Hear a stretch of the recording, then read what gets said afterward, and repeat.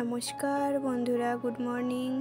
তোমরা সবাই কেমন আছো? আশা করি তোমরা ভালো আছো। আমিও খুব ভালো আছি। আজকে মঙ্গলবার আর এখন বাজে সকাল 6টা। আমার এখন বরের জন্য লাঞ্চ তৈরি করার সময়। আজকে আমি দেখো বানাবো টিন্ডার সবজি। কালকে রাত্রে যখন বাজারে গিয়েছিলাম তখন দেখলাম টিন্ডা পাওয়া যাচ্ছে। কোনোদিন আমরা বাড়িতে বানাইনি, তো ভাবলাম আজকে নিয়ে আসি আর বানিয়ে দেখি কীরকম খেতে হয়। মারাঠিরা এটা খায় আর মহারাষ্ট্রে আমার মনে হয় এটা বেশি পাওয়া যায়। আমি কখনো আমাদের বাড়িতে, দেশের বাড়িতে দেখতে পাইনি আর আমি কখনো খাইও নি।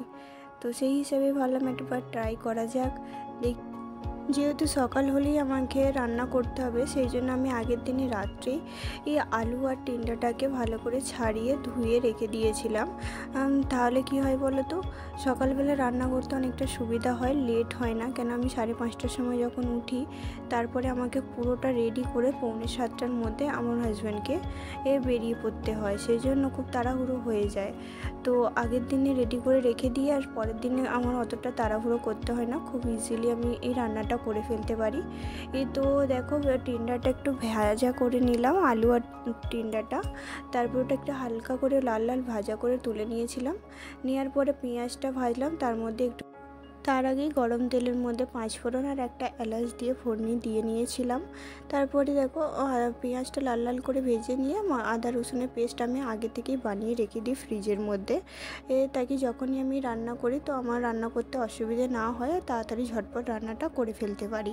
যখন ফ্রি থাকি আমি এরকমই একটু একটু কাজ এগিয়ে রেখে দিই, কেন যখন আমি রাত্রে রান্না করতে হয়, কখনো সকালবেলা খুব তাড়াহুড়োর মধ্যেই থাকি, দোকান বাড়ি ঘর এইভাবে করতে করতে সময় অতটা পাই না, তাড়াহুড়োই করতে হয়। সেই জন্য কিছু কিছু জিনিস আমি আগে থেকে রেডি করে রেখে দিই।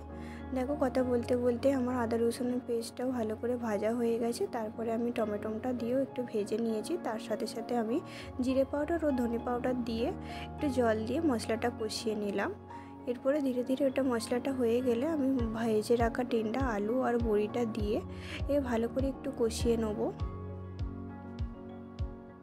অনেক দিন পরে আমি ভিডিওটা বানাচ্ছি, জানি না কীরকম হবে।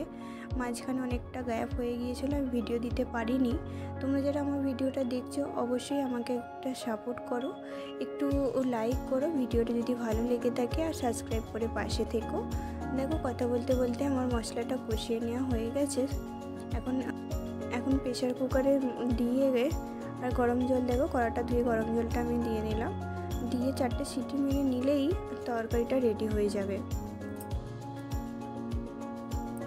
প্রেসার কুকারে দেখো 4টে সিটি, তরকারি আমার কমপ্লিট হয়ে গেছে। এবার তাড়াতাড়ি করে লাঞ্চ বক্স রেডি করে প্যাক করবো, কেননা আমার হাজব্যান্ডকে তাড়াতাড়ি যেতে হবে, 9টার মধ্যে ডিউটি।